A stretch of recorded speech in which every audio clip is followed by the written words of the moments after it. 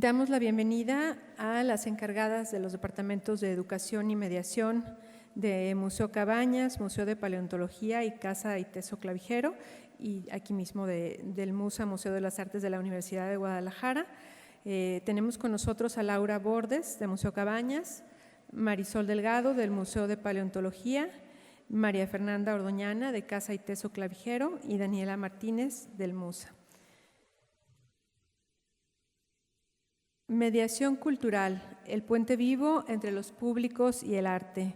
En esta mesa de diálogo abordaremos la mediación cultural y los programas educativos como ejes fundamentales del quehacer museístico contemporáneo y como herramientas clave para la construcción de vínculos significativos entre los museos y sus públicos. A partir de la experiencia de nuestras invitadas y moderadora, se reflexionará sobre el papel de la mediación como un espacio de encuentro, escucha y diálogo que trasciende la simple transmisión de contenidos. La conversación partirá de los retos que enfrentan las áreas de educación y mediación en los museos, tales como la diversificación de públicos, la accesibilidad, la inclusión, la sostenibilidad de los programas y la articulación con los discursos curatoriales. Asimismo, se compartirán estrategias, metodologías y buenas prácticas que han permitido ampliar el impacto social de las instituciones y fortalecer su relación con sus comunidades. Les pido un aplauso para darles la bienvenida a nuestras invitadas.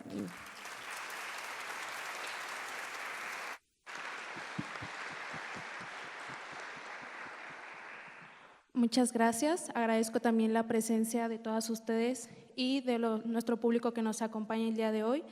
Y bueno, pues creo que esta ha sido una jornada maravillosa donde hemos entendido muy claro que lo importante es la comunidad, ¿no? Que es la comunidad y los equipos quienes hacen de los museos este lugar maravilloso para aprender y donde aprendemos nosotras también, ¿no? De nuestros visitantes, de nuestro público. Y bueno, la mediación artística me gustaría que la comprendiéramos como un dispositivo de intervención social.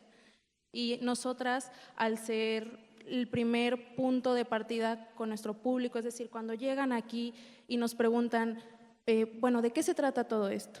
¿Qué es lo que tienes exhibido el día de hoy? Somos este primer contacto.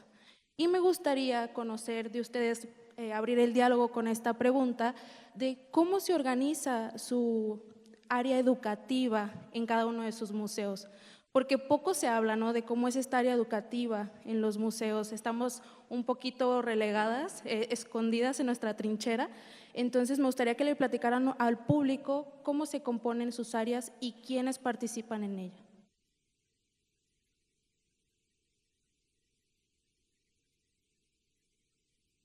Gracias. Hola, buena tarde. En el Museo de Paleontología de Guadalajara, el área educativa se integra, somos 5 personas.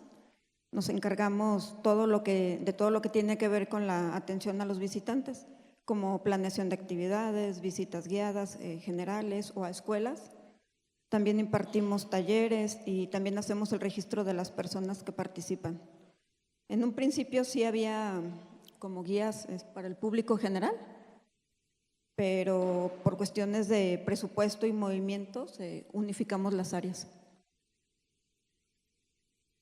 Hola, buenas tardes. Yo soy Laura Bordes del Museo Cabañas y bueno, un poco para responder esta pregunta, la respuesta obvia sería hablar del área educativa. Lo cierto es que la dimensión educativa atraviesa diversas áreas del museo. Entonces, en este sentido, podríamos concebirlo como una semiósfera en donde el interés educativo, atravesado por este giro educativo en las artes, ha sido retomado desde el área curatorial, en donde su diseño expositivo tiene una finalidad de educar, o ha invitado a artistas que también son artistas pedagogos. También desde el área de cine han tenido una programación que integra una perspectiva crítica desde las artes de los medios audiovisuales, integrar una pedagogía. Y también, por ejemplo, el área de restauración ha hecho actividades que puedan acercarse estudiantes de restauración a que el museo sea un espacio como un aula expandida.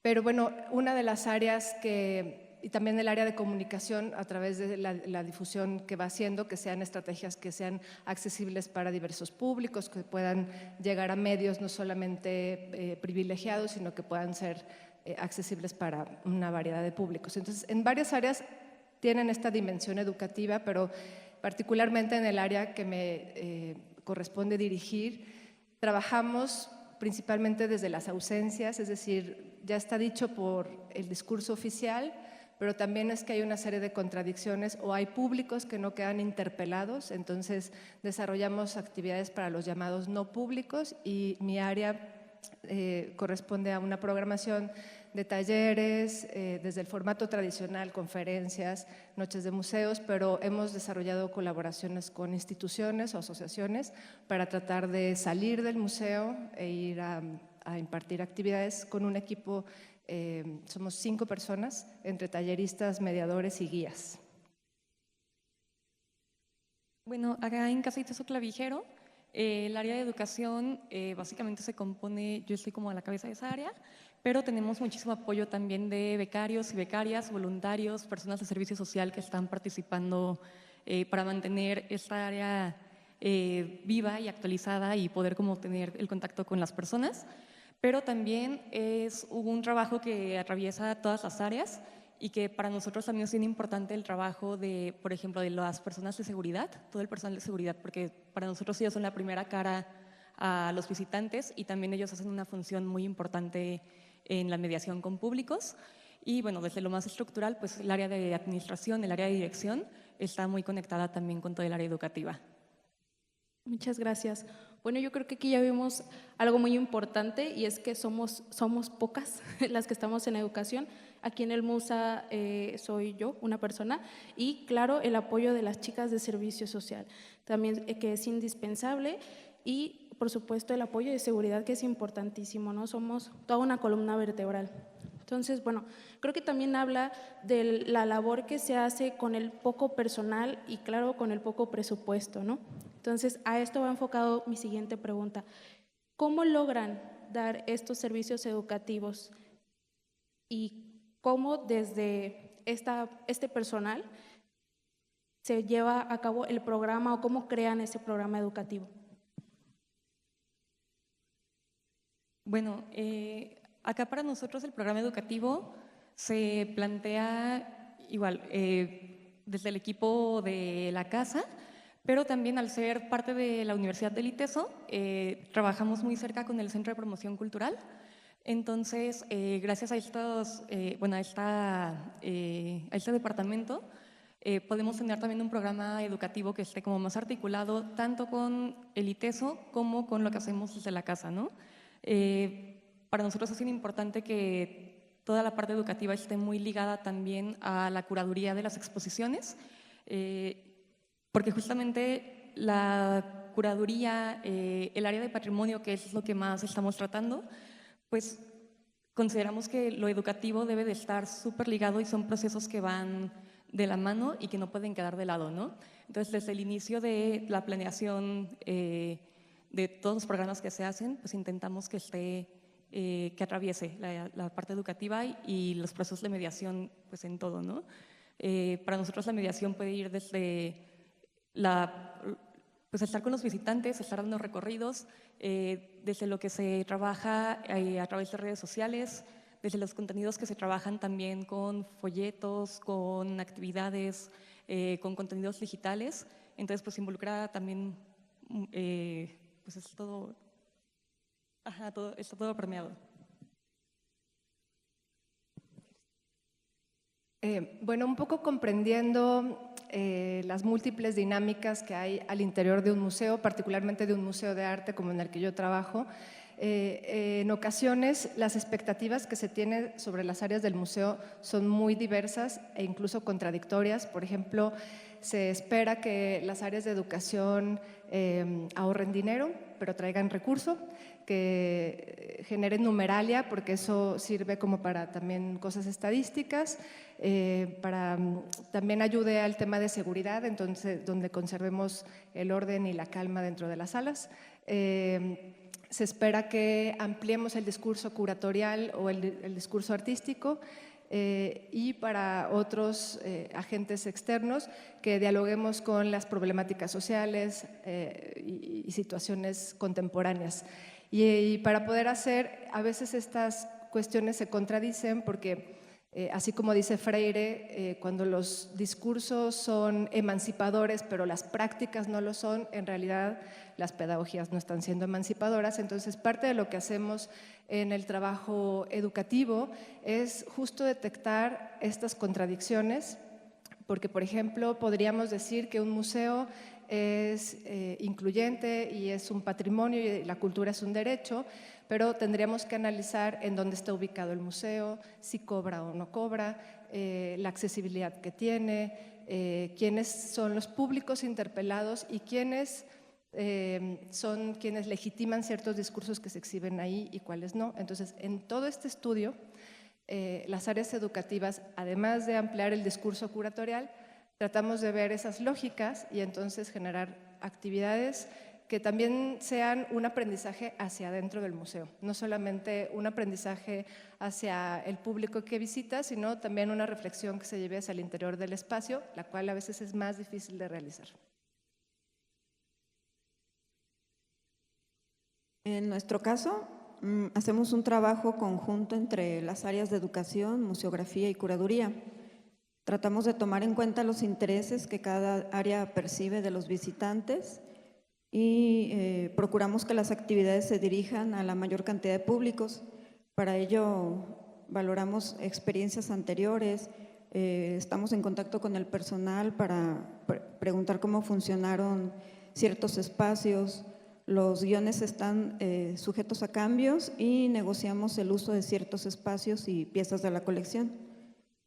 Algo que me gustaría comentar es que en cada sala temporal asignamos un espacio para que los guías interactúen con las personas. Entonces es un espacio que solamente se dedica a eso. Muchas gracias. Justo hablando ya de cómo nos adaptamos a nuestros distintos tipos de público, a las distintas curadurías, ¿qué retos o qué cambios han visto en este tiempo que llevan en sus áreas? Que yo sé que llevan mucho tiempo. Por ejemplo, Marisol tiene 20 años en el cargo de educación ahí en el Museo de Paleontología. ¿Cómo han visto que estos cambios se han dado y qué les ha obligado a cambiar de cierta manera en sus mediaciones o en la manera en la que planteaban los talleres, las conferencias, los performances? ¿Qué han quitado, qué han puesto y cuál ha sido lo más que han visto que han tenido que alterar o transformar?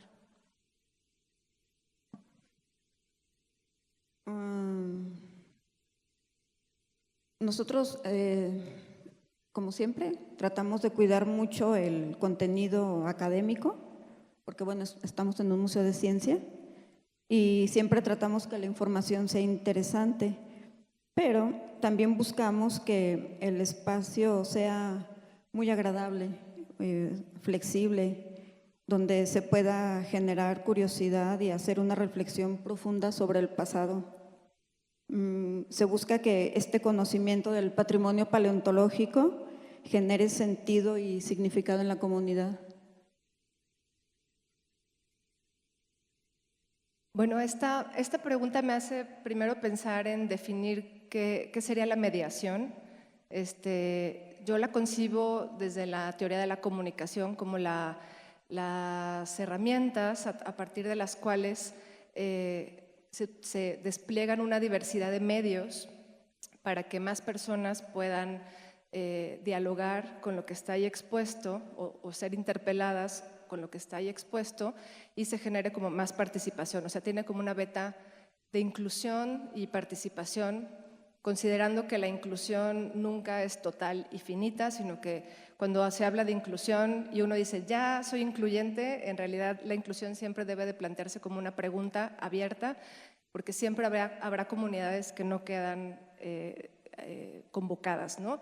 Entonces, a sabiendas de eso, los retos que hemos trabajado es justo preguntarnos qué comunidades siguen sin ser interpeladas en el Museo de Arte y de qué manera podríamos desarrollar nuevos dispositivos en diferentes formatos para que esas comunidades puedan participar. Y eso es un gran reto porque es un reto presupuestal y también es un reto cuando trabajas en espacios patrimoniales. Entonces, bueno, gran parte del aprendizaje ha sido replantear esta práctica de mediación, cuáles son las posibilidades que tengo para diversificar la práctica, los medios a través de los cuales puedo ampliar mis pedagogías pues bueno, justo eso ha sido como siempre una pregunta abierta sobre cuáles son esas comunidades que todavía no quedan interpeladas y que podríamos integrar a nuestras actividades. Uno de los retos que tuvimos, por ejemplo, fue integrar a la población ciega, que es pues en un museo de arte que es visual centrista, una de las poblaciones más exiliadas que hay en museos de arte, ¿no? Entonces, justo ahí es como tratar de ver qué otras posibilidades podría haber para que accedan a ese material y con qué medios. Para nosotros también, como aunando a lo que acabas de decir y a lo que acabas de decir también, justamente un reto y un objetivo también es cómo entender que todas las exposiciones son para todos los públicos. No hay una exposición por más científica que sea, cómo nosotros desde la parte de la mediación podemos hacer que las exposiciones sean para todos, ¿no? ¿Qué discursos estamos utilizando? ¿Qué herramientas estamos utilizando? ¿Qué elementos didácticos? O sea, ¿qué es lo que estamos… Todas estas herramientas que tenemos como a la disposición, a veces es un reto encontrar como la herramienta que tenemos que utilizar. Ahorita, bueno, tenemos en cierta forma, ventajas si sabemos utilizar herramientas de lo que hablaban en ponencias anteriores, ¿no? De la inteligencia artificial, todas las tecnologías que tenemos como a la disposición. Entonces, también una parte de estos retos pues, es seguirnos actualizando, ¿no? Es seguirnos viendo cuáles son las formas en las que podemos llegarle a los diferentes públicos que nos visitan, ¿no? Qué es lo que tenemos nosotros para ofrecer. Entender también que la mediación pues no es un monólogo, ¿no? No es pararte a dar un recorrido guiado, es un proceso como muy horizontal en el que tenemos que integrar a todas las personas que nos visitan, tenemos que hacer que las personas puedan sentirse parte, que vivan los espacios que tenemos, los museos, las casas en las que estamos, para que de esta forma pues podamos como seguir creando pues estos vínculos, ¿no? Con nuestros visitantes, con las personas que están… los públicos que llegan a nosotros, ¿no? Sí, justo creo que esto abre el diálogo a mi siguiente pregunta y era justo el primer tema que tocaba a la hora de, bueno, entonces, ¿qué es la mediación? O sea, ya dijimos, bueno, el área educativa se encarga de los talleres y hay que pensar en esta relación con el público, pero ¿qué es la mediación en esencia para ustedes?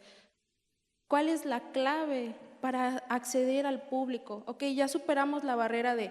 Ya vino la persona al museo, ya vio la publicación en redes, ya está aquí, lo tengo enfrente. ¿Qué le voy a decir? ¿Qué es esa mediación que yo quiero dar? No solamente el acto como de un guía, de, bueno, aquí está esta pintura, aquí está esta escultura, bienvenido, ¿no? O sea, ¿qué más? ¿Cómo puedo yo abordar a esta persona? Para ustedes, ¿qué es esa mediación cultural?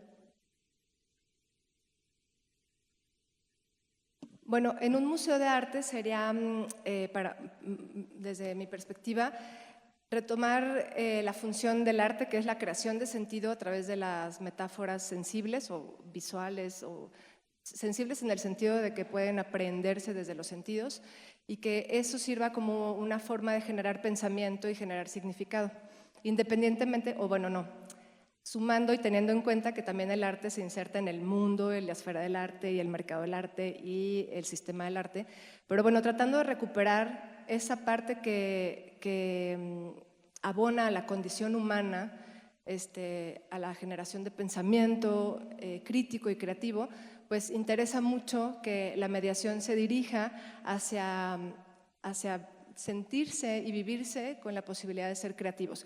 Generalmente en el desarrollo de las personas, bueno, cuando uno ve a un pequeñito, están dibujando y generando sentido en tiempo real. Podemos ver a los niños que están dibujando y cuentan una historia, y conforme nos vamos insertando en las instituciones sociales, este ingreso como a la sistematización cobra factura sobre la creatividad. Entonces, por ejemplo, vemos a niños que empiezan a dibujar de manera estereotipada, ¿no? El arbolito de nubecita, la florecita de 4 pétalos, hasta que llegan adolescentes que dicen, yo no sé dibujar, ¿no? O sea, como que dudan de su capacidad creativa. Entonces, mucho del trabajo que hacemos, no se diga adultos, ¿no? O sea, como que cuando ponemos a dibujar adultos se quedan así en pánico y dicen, no, yo no sé dibujar nada. Y bueno, dibujar mal también es dibujar. Entonces, desde este eslogan, invitamos a recuperar esa potencia poética a través de la creación artística. Y esto es como la base fundamental que sostiene nuestro proyecto de mediación, y en ese sentido integramos pues lo mejor de las prácticas tradicionales y de las nuevas. Entonces, en ese sentido, por ejemplo, desde el recorrido clásico tradicional, que yo particularmente sigo amando muchísimo, y que siento que brinda mucha información, hasta cuestiones más performáticas y experimentales. Porque también irnos a que las nuevas mediaciones son lo único y hay que dejar todas las prácticas tradicionales, me parece a veces un poco problemático, porque a veces estas lógicas como de democracia cultural no son del todo ciertas. Lo cierto es que los espacios de arte sí son espacios que requieren aprender a leer el arte y que el arte no ha sido accesible para todas las personas, y en ese sentido pues hay que generar una serie de estrategias para que todos empecemos desde unas condiciones más o menos similares a decodificar las piezas. Entonces podemos trabajar desde metodologías o pedagogías más tradicionales, pero también intercalarlas con otras aproximaciones más experimentales o que se desdoblan en traducciones intermediales, como introducir la danza para generar un diálogo con lo visual, experiencias multisensoriales para complementar de manera paralela los contenidos de las exposiciones. Entonces, más o menos por ahí. Yo pienso mediación como comunicación con mucha sensibilidad y con mucha empatía. Es también como a través de nosotros, de nuestro discurso, hacerle saber al público que puede cambiar el futuro. Para ello, pues, hay que tener un lenguaje muy flexible y abrirnos a otros públicos, a otras formas de comunicar o hasta otros intereses.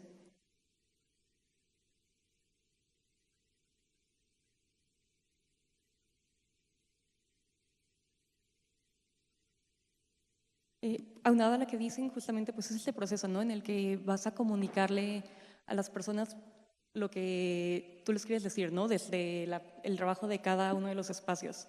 Y creo que, bueno, también la mediación implica como dejar de pensar a las personas y a los visitantes como personas pasivas, ¿no? Es darles también un lugar activo en los procesos que se están desarrollando adentro de cada uno de los espacios, ¿no? Es reconocerlo a los visitantes como alguien que puede crear significados, que tiene conocimientos también, y que muchas veces esos conocimientos también desde nosotros en los museos tenemos que tener como esta apertura para escuchar lo que nos dicen, porque muchas veces la gente sabe más de lo que uno cree, ¿no? Entonces es dejar también de ver a los visitantes como personas a las que tienes que llegar a contarles toda la información, ¿no? Es también como situarnos desde el punto de partida de cada una de las personas, nosotros estar abiertas para crear experiencias con las personas que los inculquen a la creatividad, a la curiosidad, a la sensibilidad, pues crear una experiencia para que las personas se vayan haciéndose más preguntas, ¿no? Creo que lo mejor que puede pasar es que las personas se vayan de un lugar haciendo más preguntas, pensando qué más se puede hacer, porque justamente tal vez un adulto dijo, tal vez sí puedo pintar, ¿no? Tal vez sí puedo dibujar. Entonces, como el ser esa semillita que se queda ahí, creo que es como una parte muy importante de la mediación también. Sí, y ya lo decía otra de las ponentes, ¿no? Dejar como de pensar que lo sabemos todo y, bueno, al menos desde mi punto de vista como mediadora, el no hablar pretendiendo que yo sé lo que ellos no, ¿no? O sea, al contrario, saber qué ellos saben y de ahí partir para yo aprender con ellos, para nosotros aprender con nuestro público. Esto siento que también abre la puerta, estamos hablando de inclusión, estamos hablando de infancia, ¿no?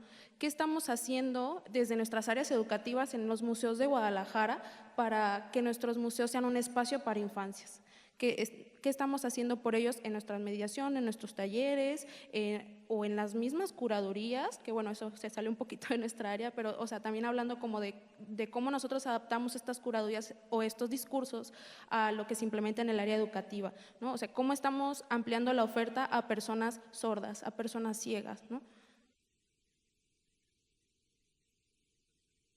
Bueno, nosotras empezamos a hacer actividades que más bien nombramos multiedad.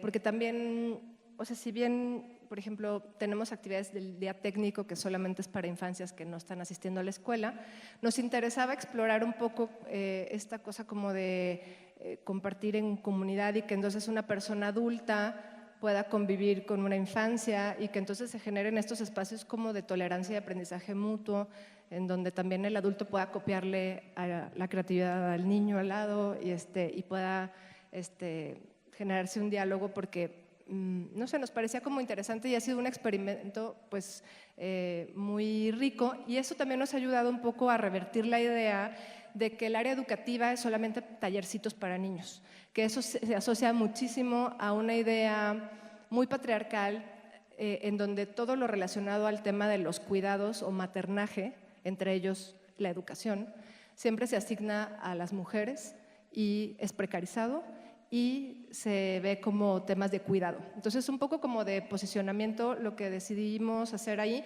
es hacer actividades multiedad, no solamente para infancias, y eso nos ha funcionado mucho porque generalmente la gente llega y tiene reticencia y mandan al menor, a la menor, como tú pinta, ¿no? Entonces, pues abrimos el espacio y el diálogo es muchísimo más enriquecedor. También nuestros recorridos son multiedad y estos cruces han sido como una fuente de aprendizaje en donde también cedemos la palabra que una infancia interrumpa el recorrido para dar su opinión y luego la complemente otra persona y tal. Entonces se dan como estos espacios más equitativos y de justicia social y tal. También hemos, por ejemplo, trabajado en colaboración con grupos y asociaciones como jóvenes indígenas urbanos, que ellos desarrollan recorridos particulares con perspectiva multicultural y dan los recorridos y entonces se genera como otra narrativa. Nos interesa como que haya varias narrativas al mismo tiempo y en ese sentido justo el hacer solo actividades para infancias, si bien alguna que otra sí hay, hemos visto que los espacios más transversales nos han generado como un diálogo más rico y que también nos descoloca de este estigma de las educadoras en el cuidado de crianza. Entonces, como es, bueno, no, todos estamos co-creando y co-creando al mismo tiempo y eso ha sido algo interesante. Nosotros, bueno, hablando de las exposiciones, hemos implementado, por ejemplo, algunos sonidos en ellas, el lenguaje braille, para que más personas las puedan disfrutar. Y la comunicación entre nosotros, pues tratamos que sea muy constante para hacer evaluaciones acerca de si estas exposiciones sí están siendo relevantes y accesibles como se planeó. Nuestros recorridos guiados, talleres siempre son para toda la familia, o sea, no hacemos diferenciación, o salvo algunas ocasiones. Y algo que me parece muy interesante de nuestro museo es que varios grupos se apropian de él, ya se han apropiado. Por ejemplo, somos sede del Club Personas, que son niños con capacidades sobresalientes, y ahí encontraron un lugar donde se la pasan muy bien, hacen sus actividades, se sienten como muy acogidos por ese espacio. También tenemos, por ejemplo, el Club de los Bonsáis, que es un club donde las personas, he visto que sobre todo son hombres, van y con la técnica del bonsái pues van haciendo sus arbolitos. Y también prestamos el espacio, por ejemplo, a personas con discapacidad para que hagan, pues, que cierre de eventos o algunas actividades, y nos ha funcionado muy bien. Para nosotros, bueno, sabemos que en Clavijero nuestro público principal no han sido las infancias generalmente. Sí tenemos muchos visitantes que son niños y tenemos recursos, folletos para dibujar, cosas así que nos ayudan justamente con la mediación con estos grupos.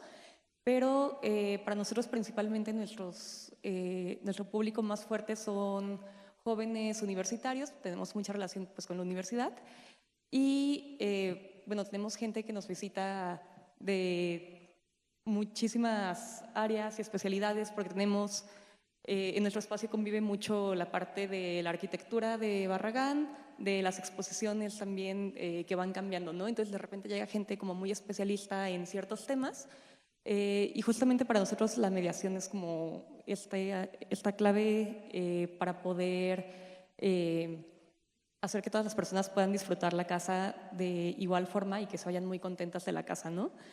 Pero, bueno, también en lo que dicen de los recorridos, por ejemplo, o de las herramientas para personas ciegas, sordas, desde ahí nosotros sí tenemos como un compromiso muy grande de irnos capacitando también.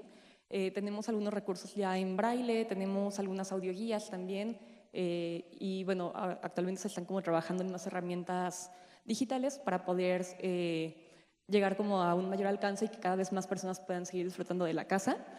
Pero pues sí, ahí también vemos mucho que una gran parte también es nuestro compromiso, ¿no? Como con las formas en las que nos vamos también nosotros capacitando para poder seguir haciendo que más y más gente pueda disfrutarlo. También algo que me parece muy bonito de la casa es que a través del programa de patrimonio que tenemos podemos disfrutar la casa desde personas mayores hasta niños. Tenemos un programa muy bonito de altar de dolores, altar de muerto, posada tradicional, en el que pues son actividades para toda la familia, ¿no? Y creo que lo más bonito es ir viendo cómo van pasando las generaciones que van, primero iba el papá y la mamá y su hijo, y después llegan más grandes con los nietos y llegan así. Entonces creo que eso es como una parte también en la que pues bueno, vamos viendo cómo los públicos también pueden ir creciendo con nosotros y que es una parte muy importante, ¿no? Y que ahí atendemos a grupos de edades muy, muy diferentes, ¿no? Entonces.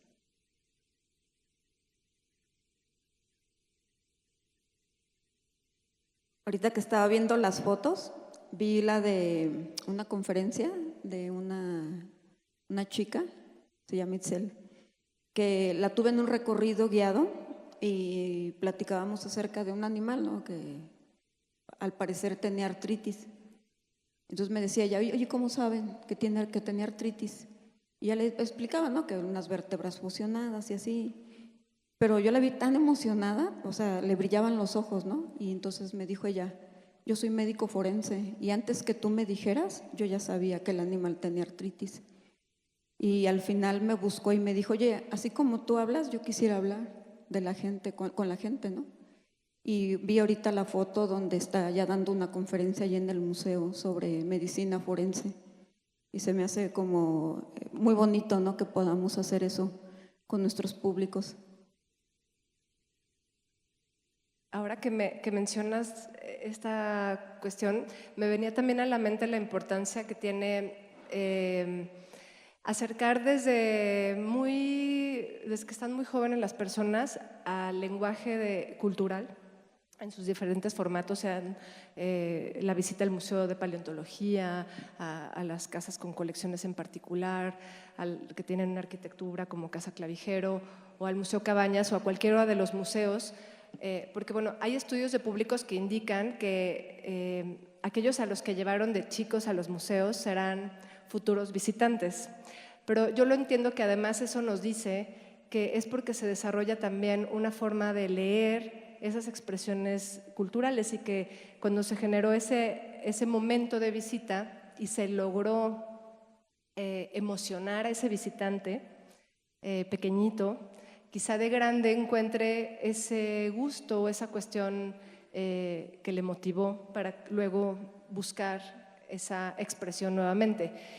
Lo pongo un poquito a colación por esta cuestión emotiva que nos cuentas, de cómo le cautivó a esta persona esa visita, que le conectó con su saber, que le invitó a querer ser parte de un proceso educativo, que eso es un poco lo que propone John Dewey, ¿no? Que dice que toda experiencia, aunque sea cognitiva, cuando es emocional, es posible que pase a la memoria a largo plazo.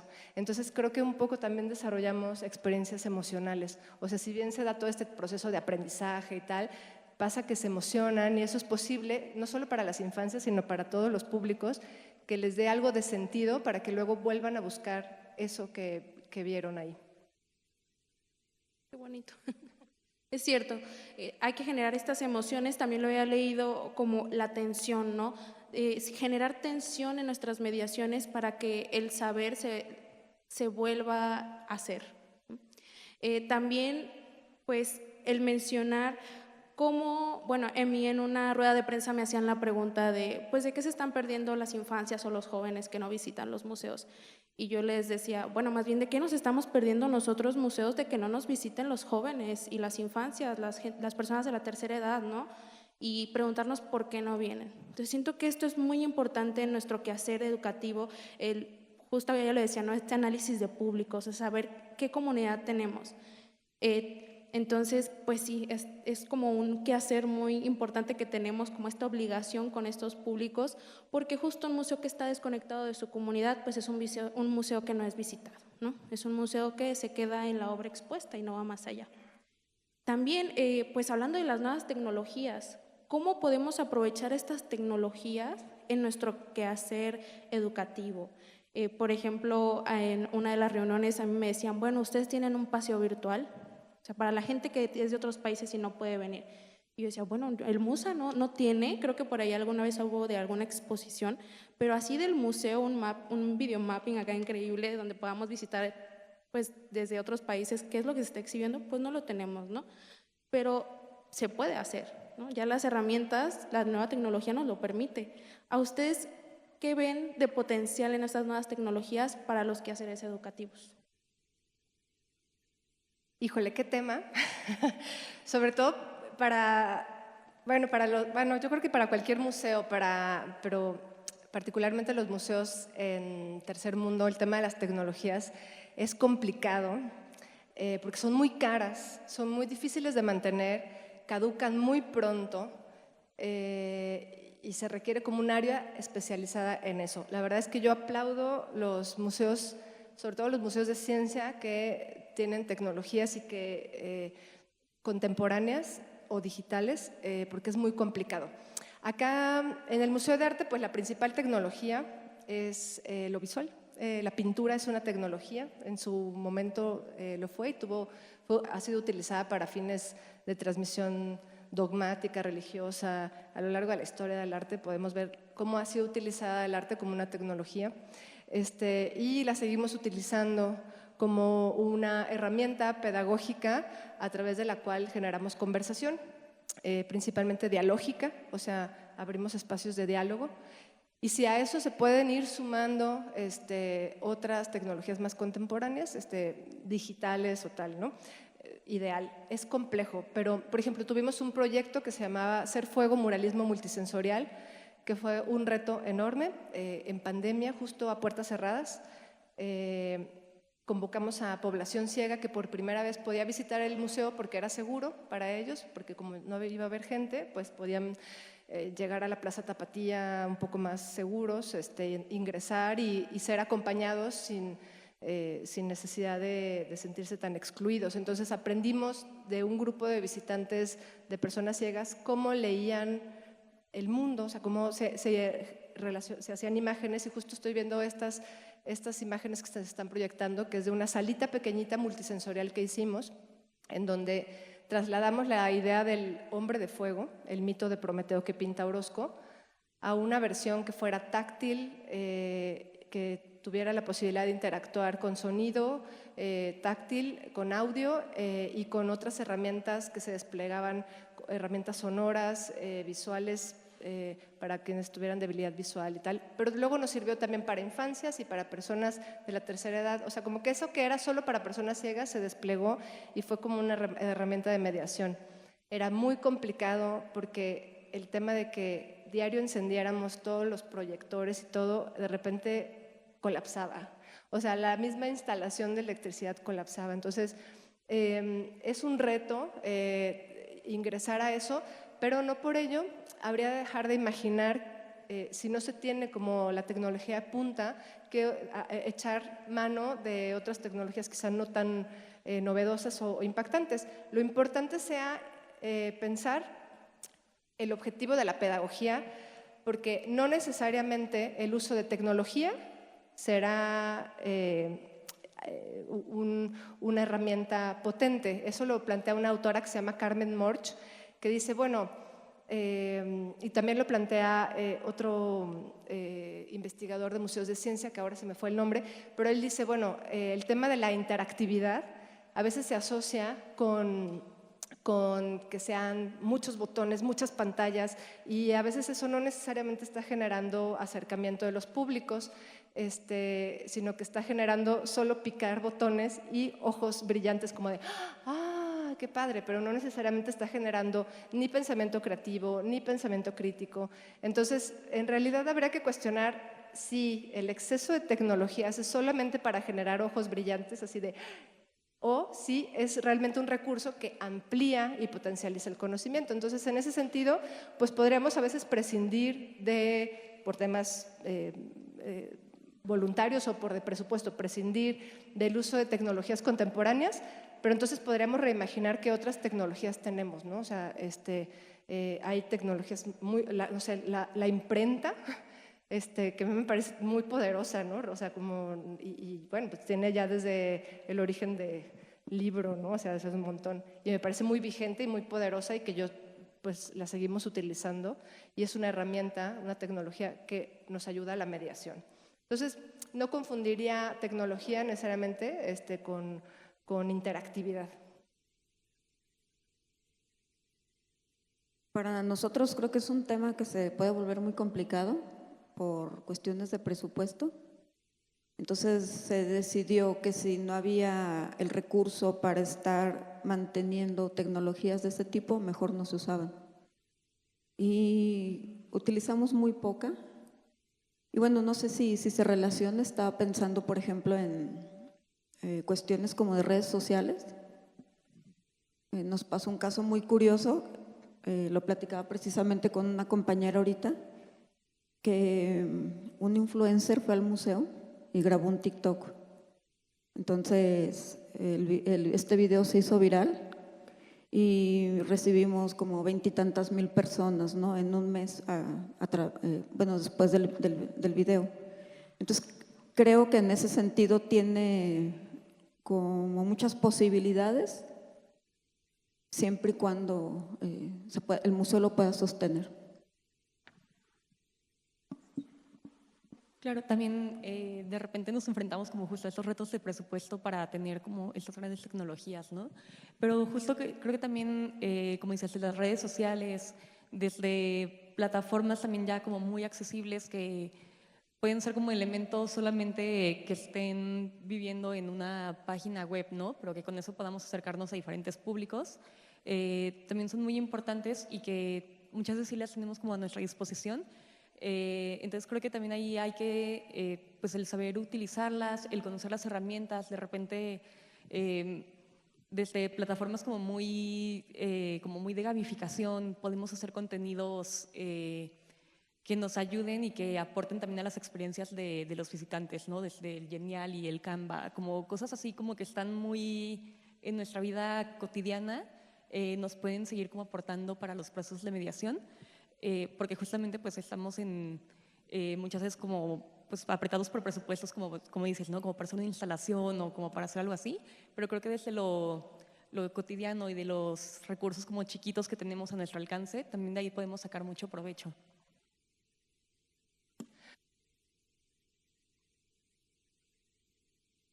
Bueno, fíjate que se me venía a la mente el texto de Carla Pinochet Cobos, y ella investiga o hace una investigación más bien sobre los museos europeos, el modelo de museo europeo en comparación con el modelo de museos latinoamericanos, y decía que hay más o menos cerca de un rezago de 40 años, o sea, que en realidad el nivel de producción tanto de las exposiciones como de los programas está, o sea, va en nivel de política pública, presupuesto y todo lo que implica para poder hacer esas magnas producciones del Museo Europeo, en realidad a veces es difícil en Latinoamérica, ¿no? O sea, como que hay, las instituciones de entrada ahí están como quebradas, ella propone. Entonces, ella dice que bajo esa lógica, entonces, ¿por qué se mide como bajo ese estándar de producción de las cosas? ¿Por qué no podríamos volver a otras prácticas y ver cómo también funcionan los museos comunitarios y cómo funcionan estas prácticas de interacción que a veces son más como de la pedagogía es el maestro y hace cosas como que están un poco a su alcance, y esas también son herramientas y tecnologías que nos ayudan a la mediación, ¿no? Lo pongo un poco como sobre la mesa porque a veces está como este gran estándar de expectativa de megaproducción de tecnología, pero eso no significa necesariamente que en los museos no haya como otros diseños didácticos y pedagógicos y museográficos y dispositivos que se implementan para acercar el conocimiento a las personas. Hace poco fui a un museo, el Museo de la Ballena, en La Paz, Baja California, y era un museo comunitario de investigadores que habían armado y tenían una exhibición de esqueletos de ballena, y era algo tan conmovedor porque en realidad era pequeñito, o sea, en realidad era de 10, 15 metros el espacio, pero con una profundidad de aprendizaje increíble. Entonces, se puede implementar esas posibilidades, y a eso invita a cuestionar qué es un museo. O sea, el museo es solo la infraestructura, son los que trabajan ahí, son las prácticas que pasan, las interacciones, o sea, como que ahí es que podemos como reflexionar sobre estas otras posibilidades de repensarlo y de reimaginarlo. Hago una breve pausa para invitarlos a hacer sus preguntas. Estamos ya por llegar al final de la mesa. Y también retomando un poco esto que decías, bueno, también de Carmen Morsch, y proyectándonos un poquito al futuro de la educación, del área educativa en nuestros museos. Ella dice que el museo puede ser cruzado por 4 ejes educativos, ¿no? El primero es el afirmativo, que busca más que nada mantener el status quo en torno al patrimonio, ¿no? Aquí lo principal es la obra expuesta. Pero el segundo y el tercero, que yo creo que es en el que estamos inscritas, es el reproductivo y el deconstructivo, ¿no? Este reproductivo apela a la idea de incorporar justo talleres, activaciones, performance en torno al patrimonio para derribar esta barrera que hay de alguna manera entre la cultura, el conocimiento, los públicos, la sociedad, no sé cómo conectar estos ejes. Y a su vez, pues, haciendo un análisis crítico de este patrimonio, proponiendo un rol activo y reflexivo. Pero el cuarto eje, que es a lo que yo voy con esta pequeña reflexión, es un discurso transformativo que busca expandir la institución vinculándola transversalmente a otras, ¿no? La colaboración intermuseística. Se buscan los conceptos de educación, basado en el análisis crítico justamente, con conceptos de educación capaces de reaccionar a la época actual, capaces de oponer resistencia a lo establecido como verdad incuestionable. En conjunto con las audiencias, el patrimonio se desoficializa. Las voces que entran develan otras verdades que muchas veces le otorgan a los objetos sentidos nuevos y, en consecuencia, renovadas interpretaciones. Y pues me gustaría preguntarles, ¿creen que podamos alcanzar ese eje transformativo? ¿Creen que ya estamos en él?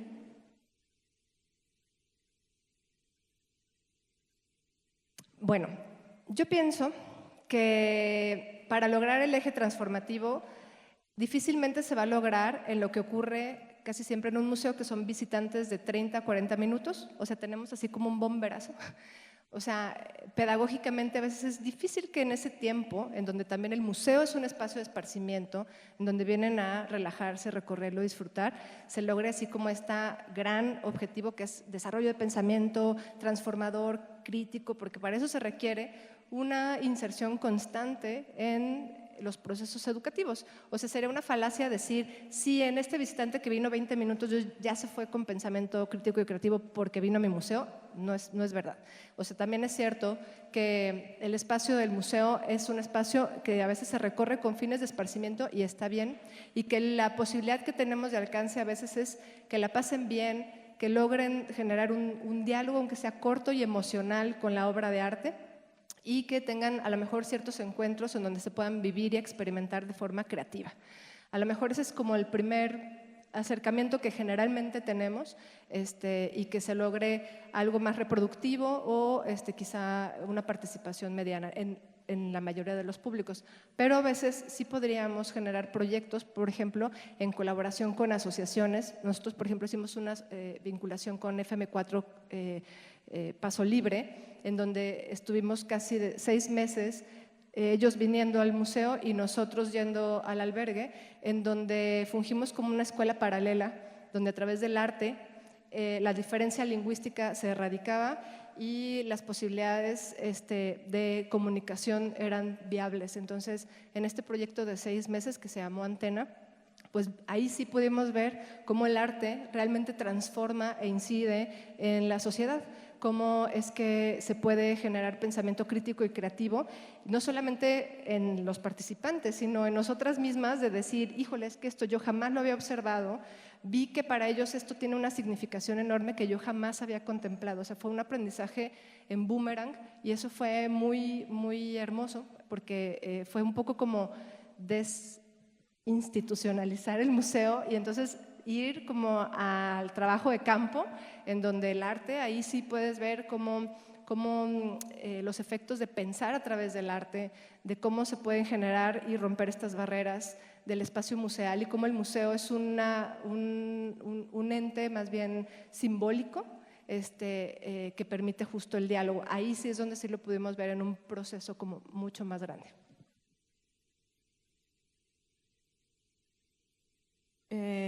Yo creo que es muy difícil esta cuestión del pensamiento crítico y por lo mismo creo que los museos son muy importantes para ello. O sea, hay que intentarlo. Porque aparte creo que es una cuestión sistémica, o sea, como que vamos luchando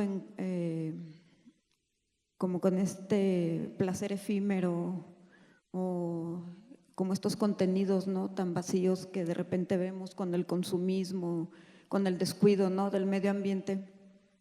Pero en ese sentido creo que como museos tenemos muchísima posibilidad, ¿no? Ya cuando va un niño al museo, un adulto, y toma conciencia de, bueno, en nuestro caso, del pasado, ya es un pasito, ¿no? Y cuando toma conciencia sobre que puede incidir en el futuro, es otro pasito. Nosotros tuvimos un diplomado de paleobiología de la conservación y le comentaba a la directora que me quedé muy emocionada porque fueron unos chavos del CUCBA a tomar el diplomado y algunos salieron con proyectos muy interesantes, ¿no? Entonces, sí, o sea, el desarrollar pensamiento crítico creo que es muy complejo, pero poco a poco y con ayuda de más cosas, sí se puede. Bueno, totalmente de acuerdo. Creo que es muy difícil, como dices, en los primeros 20 minutos, 40 minutos que te visitan, crear el pensamiento crítico, ¿no? Pero creo que podemos justamente dejar como esa semillita y retomando también lo que decían en ponencias pasadas, tal vez por nosotros mismos va a ser muy complicado, pero justamente la importancia de las alianzas, ¿no?, que se mencionaban antes, el crear esas alianzas estratégicas con diferentes instituciones, con diferentes museos, el integrar un programa transversal, ¿no?, educativo, es lo que nos puede ayudar a tener justamente, ¿no?, como este tipo de talleres, de diplomados que nos van a ayudar a generarlo, pero tal vez por nosotros mismos, si estamos solamente trabajando desde una parte, sea muy difícil, pero cuando hacemos este tipo de alianzas estratégicas es cuando podemos tener más posibilidades. Muchas gracias. Ahora voy a proceder a leer las preguntas que nos han mandado el público. Sí, están muy buenas. La primera, ¿han llevado a cabo estrategias de mediación para integrar a la comunidad inmediata del museo, es decir, a vecinos, comerciantes, y qué han puesto en práctica para ello?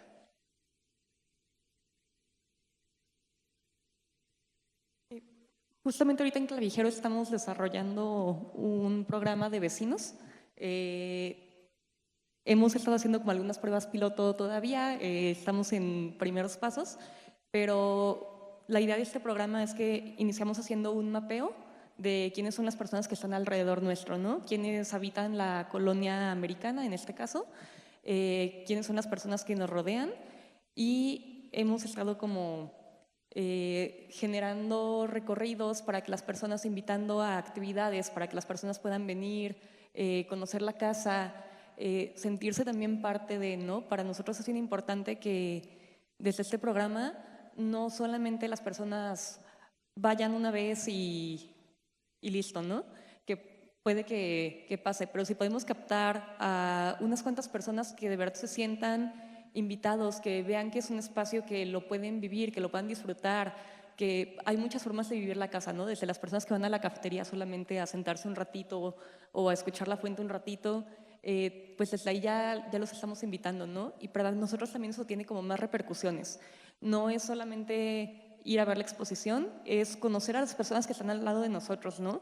Conocer a los vecinos por los que siempre pasamos al lado del banco o de la cafetería o del hotel o del restaurante y que no sabemos quiénes son, porque para nosotros ahí es donde ya empieza a haber como más incidencia fuera de nosotros mismos, ¿no? Si con una actividad pudimos hacer que 3 vecinos se conozcan y ya se saludan y ya hay más como interacción entre la comunidad, también son procesos importantes para nosotros. Entonces ahorita es un programa que todavía seguimos como en primeros pasos y que estamos en desarrollo, pero que nos emociona mucho el poder seguirlo llevando a cabo porque creemos que de ahí pueden salir cosas muy interesantes y podemos, pues sí, o sea, hacer un poquito más fuera de la casa. Entonces ahí luego iremos contando cómo va ese proyecto. En el Museo Cabañas ha ocurrido en varios momentos, una en alianzas cuando recién llegué con el PAP del ITESO, hacían prácticas aplicadas y nos ayudaban a generar estas actividades en vinculación con vecinos y vecinas. Posterior a ello hicimos también una colaboración con FM4, Paso Libre.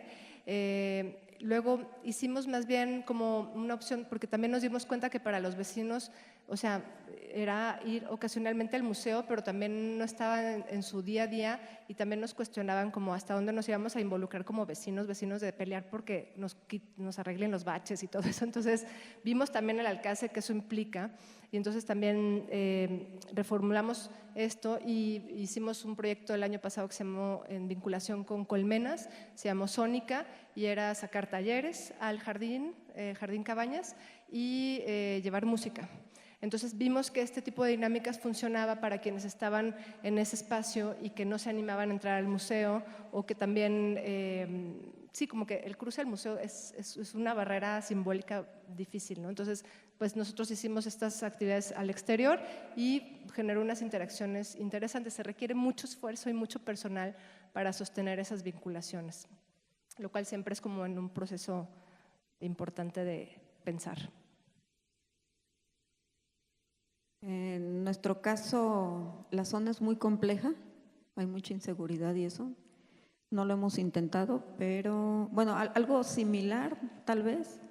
Tenemos un proyecto que se llama Museo Ambulante, donde el museo pues, ha visitado varios espacios, escuelas, algunas áreas públicas, universidades. Sería lo más parecido y me quedo pensando en el tema, suena muy interesante. Muchas gracias por sus respuestas.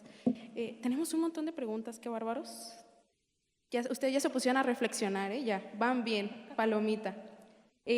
Bueno, si alguien tiene alguna propuesta que pudiera presentarse en los museos, ¿cómo nos podemos acercar a ustedes? Esta pregunta me parece muy importante porque como que está la creencia de que el contenido solo se genera internamente y no aceptamos propuestas externas, pero bueno, al menos desde el MUSA nosotros funcionamos recibiendo sus propuestas, ya sea mediante el correo electrónico hasta por Instagram.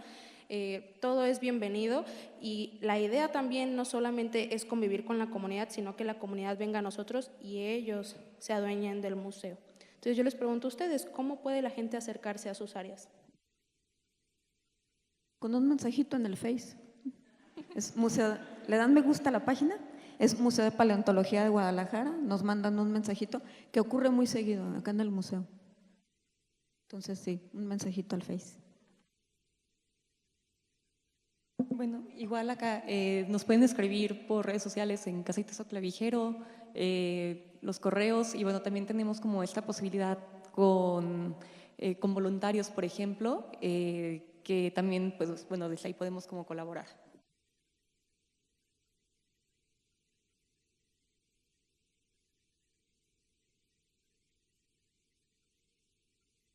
Gracias. Ya se cansaron los micrófonos.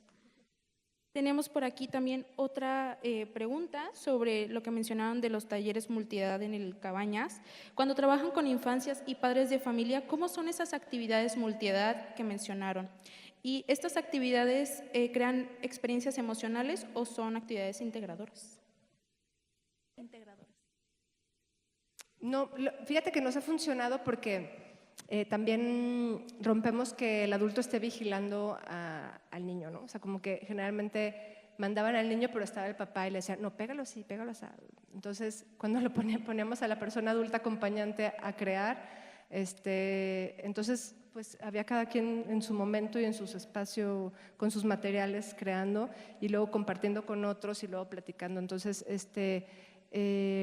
pues sí tiene algo de integración, pero sobre todo tiene la finalidad de vivirse como creadores en ese espacio, aunque sean en algo que se llama como estaciones de creación, que son mini talleres rápidos de permanencia voluntaria, en donde proponemos sea una técnica o un tema relacionado a alguna de las exposiciones que sea fácilmente de apropiar y de resignificar. Entonces son talleres como cortos y muy libres donde el resultado puede ser reinterpretado por todas las personas, entonces nos ha servido bastante bien para explorar diversas aproximaciones al arte. Esta es una pregunta más orientada hacia los guías, hacia las mediadoras. Además de realizar recorridos, guiar y mediar con visitantes en sala, operar desarrollo de talleres y actividades complementarias, ¿cuál es el nivel de participación del equipo de mediación guías en la planeación del programa educativo y cultural? ¿Y cómo se procura el bienestar de este equipo? También siento que es muy pertinente porque también vemos como, bueno, supongo que a lo mejor el público tiene una idea de que los guías son una cosa y el departamento de educación es otra, al menos de lo que entendí en estos departamentos es la misma cosa, es decir, son como parte de una misma esencia, están reguladas todas por educación. Pero sí me gustaría justo retomar esto de cómo se ve o cómo se reparten estas tareas, qué tanto se involucran los guías como en este papel. Acá tenemos un espacio casi cada semana de junta que parece como espacio terapéutico, porque sacamos ahí las frustraciones, lo que no nos funcionó, lo que pensábamos que iba a funcionar muy bien y los públicos decían, no, quiero que solo me expliques esta parte. Entonces era como, pero yo iba con mi pedagogía de las preguntas y no funcionó. Entonces ahí es como funciona como un espacio terapéutico y pues todos participan, comunicamos lo que va a haber y cómo cada quien lo puede ir abordando desde su perspectiva y desde su trinchera, sea quienes están dando los recorridos, que sobre todo hacen recorridos donde brindan información y abren un montón de preguntas, o quienes están en el área de talleres y mediación, en donde dicen, bueno, yo esto lo podría abordar con esta técnica, y entonces dejar que luego rehagan esta posibilidad. Entonces se abren como varias maneras ahí de que cada uno del equipo propone algo y al final con eso elaboramos la planeación. Pero sobre todo compartimos cómo nos sentimos, tratando de que sea un espacio en donde nos escuchamos. A veces diferimos, hemos tenido como nuestros puntos de vista distintos, pero ha sido un espacio de respeto y de aprendizaje colectivo, sobre todo porque mi equipo es de muchas generaciones. Entonces yo les he aprendido mucho porque son generaciones muy jóvenes. Mi equipo de trabajo tienen entre 23 años y 32, entonces para mí ha sido como otra manera de saber cómo las generaciones se aproximan a los museos y también como reescribir mis propias prácticas. Entonces esas juntas para mí son fundamentales.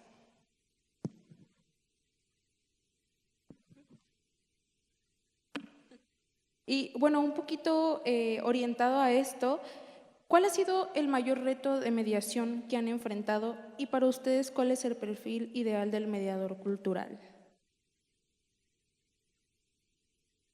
Mayor reto en su mediación y el perfil ideal para un mediador cultural.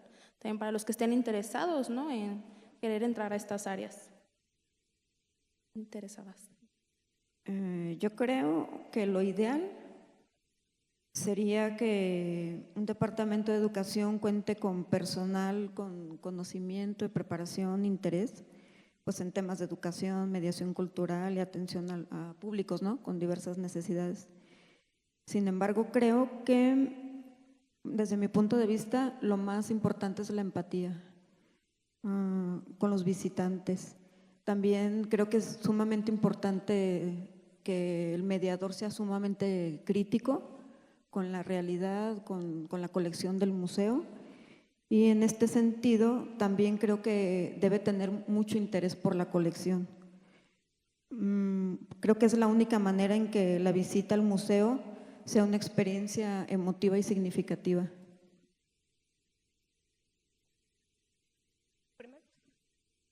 Bueno, creo que uno de los mayores retos es justamente que las áreas educativas generalmente son muy, muy pequeñas, no hay tantas personas ahí y de repente es bien complicado poder cubrir todo, ¿no? Dentro de las dinámicas de mediación, desde los recorridos, desde los talleres, desde las actividades que se hacen.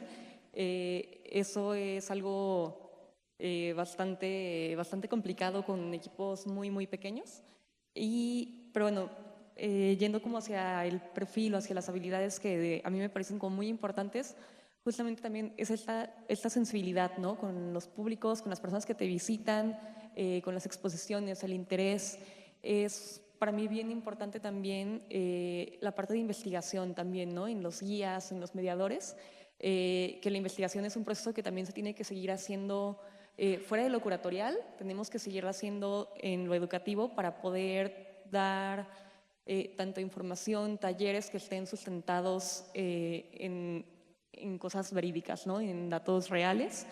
Es bien importante también el poder entender a los diferentes públicos. Hay públicos que llegan con muchísimos conocimientos previos, hay públicos que llegan con diferentes conocimientos. Entonces tenemos que tener como esa empatía para poder saber desde dónde partir, ¿no? Desde dónde vamos a ofrecer nuestras actividades, de dónde vamos a ofrecer diferentes cosas. Simplemente también el saber diferentes metodologías, ¿no? El conocer diferentes, las diferentes herramientas que tenemos a la disposición. Es bien importante que los guías, que los mediadores estén como al tanto y que se estén capacitando continuamente para poder seguir ofreciendo estos servicios y que sean cada vez más completos y que cada vez le podamos llegar a los más públicos, ¿no? Y a las personas que están visitándonos. Híjole, para mí el mayor reto, o sea, trabajar en una institución siempre es un reto, pero tengo la fortuna de que trabajo en un equipo en donde vienen de la museología crítica, el equipo de la dirección general, pues es o sea, mi directora es museóloga crítica, el equipo de museografías es súper sensible al arte, curaduría, tiene mucha experiencia, o sea, el equipo del museo está así como de que estamos listos. Pero nos ha costado trabajo. Uno de los retos que yo he sentido es que muchas veces el museo se vuelve como un templo, que cuando quieres transformar las prácticas a veces es complejo. Por ejemplo, cuando metimos a la agenda LGBTIQ+, de mujeres y disidencias, cuando pusimos este proyecto de diversidad sensorial y cognitiva, hacíamos las actividades y nos comentaban como, eso ya no es arte. El museo ha caído. Entonces hay como esta petrificación de las prácticas del museo que a veces, aunque estemos listas para hacerlo, a veces el público tiene como ya un estigma de lo que se debe de hacer como si fuera un templo. Entonces muchas veces ha sido también pues atravesar esto, ¿no? Porque también no es fácil esas posturas como muy rígidas, donde pues recibes críticas y dices, pero estamos abriéndonos a discusiones que están pasando a nivel mundial y que Guadalajara ya está en un punto en donde podríamos tener estas discusiones, esta apertura, en donde no se ha censurado o estos temas políticos y sociales se puedan hablar sin que sea mayor complejidad. Pero lo cierto es que es una sociedad compleja y entonces eso es, yo creo que el mayor reto, cómo también saber que estamos en un espacio patrimonial y que tiene esas lecturas respecto al espacio y al mismo tiempo estamos preparadas para hacer como actividades más emancipadas y críticas, ¿no? O sea, como que es complicado. Bueno, también agregar en la parte práctica, creo que también a veces estar sujeto como a dar ciertos resultados puede ser un reto muy grande, ¿no? Las cuestiones de presupuesto, también pues hay que capacitarnos, ¿no? Como personal de museos, y por supuesto los sueldos también es algo que yo diría puede ser un reto, ¿no? Gracias. Y pues la última pregunta, que voy a hacer como una combinación entre dos que están aquí que me parecen muy buenas. ¿Qué les gustaría dejar como huella y registro como gestoras y mujeres? Y sumado, ¿qué textos, autoras, libros o cursos recomiendan necesarios para las y los mediadores de la actualidad? Bueno, empezaré con las recomendaciones. Yo creo que es fundamental leer el trabajo de Carmen Morch, de Luis Camitzer, de María del Carmen González, que colabora con Luis Camitzer. Me parecen así como textos bien transformadores que justo proponen sobre el trabajo educativo en los espacios del arte y cómo repensar el giro educativo, en donde, bueno, ahora hay más artistas y curadores interesados en trabajar desde la educación, pero que también es necesario trabajar con personas, con pedagogos que tienen esa formación en colaboración, para que no solamente sean proyectos que tienen una salida educativa, pero que no tienen la finalidad de educación, sino que solamente como que son como un dispositivo del arte, pero que los públicos participan en la pieza, pero luego se van, sino que dice, no, además sí tendría que generar un pensamiento más allá, ¿no? O sea, entonces cuestionan el giro educativo para proponer pensar el arte, y a mí esos autores me parecen fundamentales. ¿Y qué me gustaría dejar? Pues no sé, me gustaría dejar un trabajo en equipo para que cuando llegue otra persona al museo les sea fácil continuar o ampliar las discusiones. A veces las áreas educativas rotan muy fácilmente porque pareciera que no son primordiales en los museos. A mí me parece como uno de los pilares de un museo. Pero ante esta problemática, desde mi particular trinchera, me gustaría que quien siguiera después de mí pudiera continuar con el trabajo educativo, que sería una pena que un espacio dejara de tener un área así. Bueno, yo también Camitzer es muy recomendado, y hay un libro que me gusta mucho que se llama No sé a qué horas pinté. No recuerdo ahorita el nombre de la autora, pero es un ejemplo, es un caso básicamente de Colombia, del Museo de Colombia, que se lo recomiendo mucho porque también aquí como que ya nos pasamos a un contexto en un museo en Latinoamérica y no nos vamos tanto como a esta idea de los museos, como dices, ¿no? Que muchas veces los vemos como muy europeizados. Entonces creo que ese es un muy buen libro y una muy buena lectura. Y pues también, o sea, me gustaría que el trabajo que estamos haciendo desde el área de educación, de mediación, pues que se siga haciendo. Creo que es un hito súper importante de los museos, que muchas veces se deja de lado, que se deja como lo último que se piensa, y creo que si hay algo que me gustaría dejar es eso, ¿no? O sea, pues el no dejar esta parte educativa y el cada vez como fortalecer más. A mí me gustaría también contestar esto último. Me gustaría dejar una red de apoyo intermuseístico, o sea, dejar abierta la puerta a la colaboración entre no solo los museos de aquí de Guadalajara, pero que es lo principal, claro, porque somos vecinos, pero sino pues también a nivel Jalisco, ¿no? Que se abra la puerta a colaborar, a compartir talleres, a compartir espacios, que no todo se vea como de, me está copiando, me está robando, ya está buscando jalarme a la gente, puso el taller a la misma hora que el mío, está la función de cine allá y aquí yo puse la misma. No, al contrario, que estos horizontes, como es el lema, sean compartidos, que si se puede desde nuestro pequeño espacio, que es grande en realidad, dejar abierta la puerta a la colaboración. Y pues bueno, son muchas preguntas, perdónenos que no tuvimos tiempo de responderlas a todas, vamos a intentar mandar las respuestas a los correos que pusieron, y a manera de cierre, Marisol nos hará el honor leyendo un breve texto. Gracias. No sé si a ustedes muchachas, o a ustedes que también trabajamos o tienen relación de alguna manera con los museos, les preocupa, como a mí, que exista una distancia entre lo que pensamos de un museo y nos gustaría que sucediera en él con aquello que realmente ocurre, dadas las circunstancias de cada espacio. Cuando platiqué de esta diferencia a la que llamo entre lo teórico y lo práctico de un museo con mis compañeros de paleontología, pensamos que es importante para estos espacios que se aborden ciertos aspectos teóricos con la intención de enfocar la función social que tienen estos recintos. ¿Qué podemos encontrar entonces entre los aspectos teóricos y prácticos de estos lugares? Creo que lo ético, es decir, la acción y la reflexión. Pienso en los museos como espacios éticos, porque en ellos se nos hace un llamado a ver la realidad con otros ojos.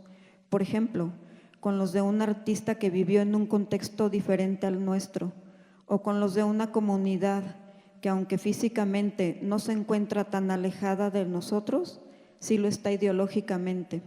Somos llamados también a observar con los ojos de otra época o un pasado remoto.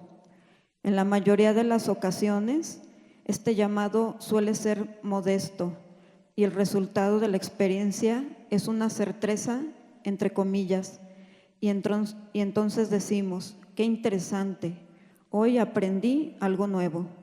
Pero en otros casos, y con la debida intervención del trabajador de un museo, el llamado rompe con la cotidianidad y se presenta como un cuestionamiento casi existencial, porque comenzamos a ver de manera diferente al mundo.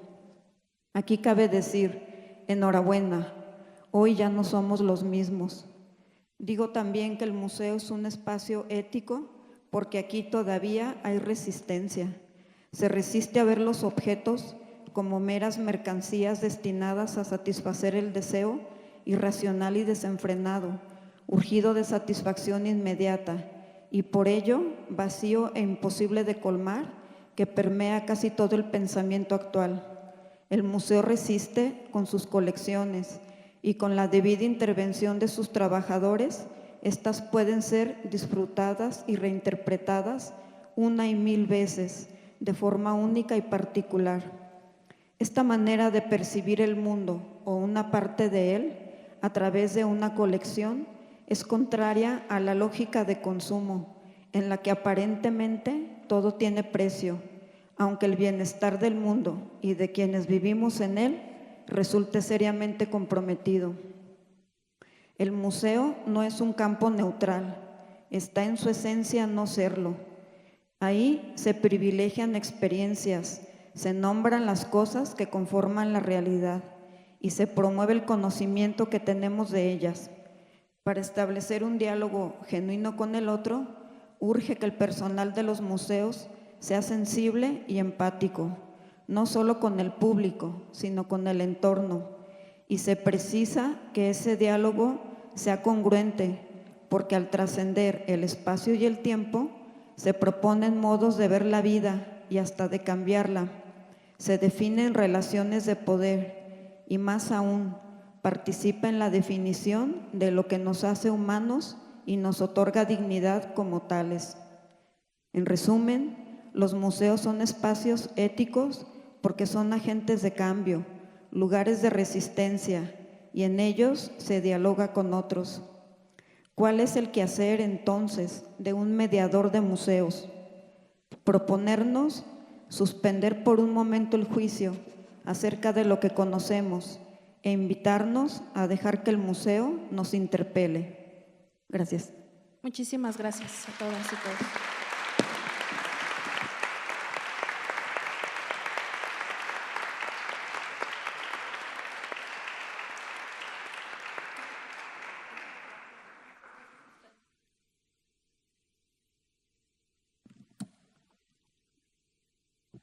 Muchísimas gracias por su presencia y su participación. Los invitamos a permanecer unos minutos más. Vamos a tener el mensaje de cierre a cargo de la maestra María Fernanda Matos Moctezuma en unos instantes. Gracias.